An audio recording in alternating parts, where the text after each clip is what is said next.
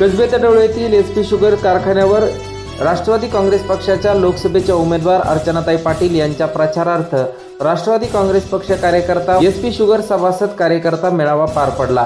या मेळाव्यास आमदार राणा जगजितसिंह पाटील, आमदार विक्रम काळे, राष्ट्रवादी काँग्रेसचे प्रदेश उपाध्यक्ष सुरेश बिराजदार, राष्ट्रवादी काँग्रेसचे जिल्हाध्यक्ष महेंद्र दुर्गुडे यांची प्रमुख उपस्थिती होती। या कार्यक्रमाचे आयोजन राष्ट्रवादी काँग्रेस पक्षाचे प्रदेश सरचिटणीस सुरेश पाटील यांनी केले होते। या मेळाव्यास बहुसंख्य शेतकरी कार्यकर्ते मोठ्या संख्येने उपस्थित होते। या वेळात नेमकं कोण काय बोललं त्याची ही क्षणचित्रे।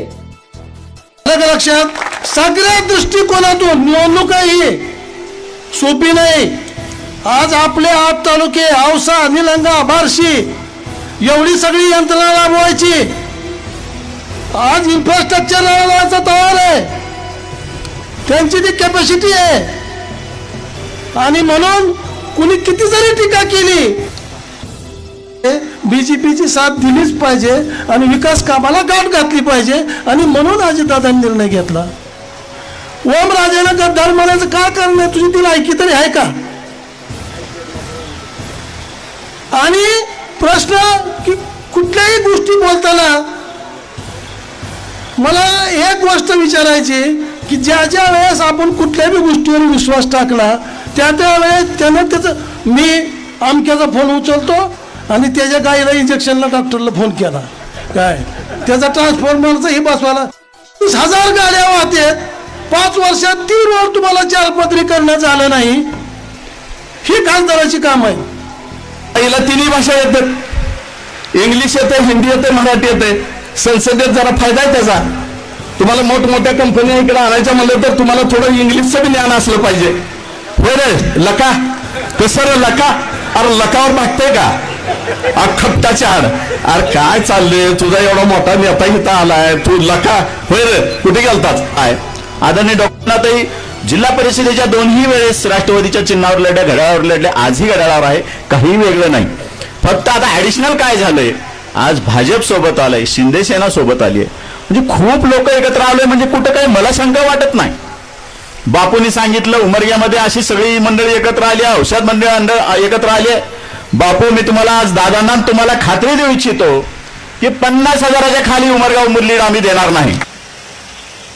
आज सुरेशरावच्या इथं कारखाना आहे, सोयाबीनचा प्लांट त्यांनी टाकलाय, बीड जिल्ह्यामध्ये सुरू होतोय। आमच्या राष्ट्रवादीत असले तरी आमचं एकच त्यांना सांगणं असतं, बापू तुम्ही कारखाने काढ, तुम्ही इथं येता, उगाच येता का? तेरणा कारखाना सुरू झालाय, इतके दिवस बंद होता, कोणी बंद पाडला तुम्हाला माहिती आहे, मी सांगायची गरज नाही। आज तानाजीराव साहेबांचा आपण आभार व्यक्त करू, आपले पालकमंत्री, की त्यांनी पुढाकार घेतला, त्यांनी हा कारखाना चालवाय घेतला आणि 1 वर्षामध्ये गाळप सुरू केलं। आज या वर्षी आपल्या सगळ्यांचा ऊस जाण्याचं काम त्या ठिकाणी झालेलं आहे। जो आहे तो खरा ठरवला का जनतेचा विश्वासघात केला, या बाबतीत प्रचंड मोठ्या प्रमाणामध्ये योग्य पद्धतीने आपण चर्चा घडवायला हवी। सगळ्यात मोठं काम काय केलं गेलं याच्याबद्दल देखील चर्चा आपण करायला हवी, हे मला सुरुवातीलाच सांगायचंय। कारण 7 तारखेला आपलं भविष्य, पुढच्या 5 वर्षाचं भविष्य आपण ठरवणार आहोत। तुम्ही काळ आठवा डॉक्टर पद्मसिंह पाटील साहेब मंत्री असतानाचा, काही कमी होतं का? 40 वर्ष काय केलं विचारतात लोक। किती कारखाने आहेत आता सध्या आपल्या जिल्ह्यामध्ये? पाटील साहेबांना माहिती असेल किती आहेत कारखाने? पेक्षा जास्त कारखाने आणि साखर काय गुळ पावडरचे उद्योग आपल्या जिल्ह्यामध्ये आता कार्यान्वित आहेत। 30-40 वर्षापूर्वी किती कारखाने होते? आपला तेरणा ऊस इतका कमी होता की कर्नाटकातनं ऊस आणायला लागायचा। हे चित्र जे बदललं, हजारो कोटी रुपये शेतकऱ्याच्या घरात जे आता जात आहेत ते डॉक्टर पद्मसिंह पाटील साहेबांनी केलेल्या कामामुळे जात आहेत।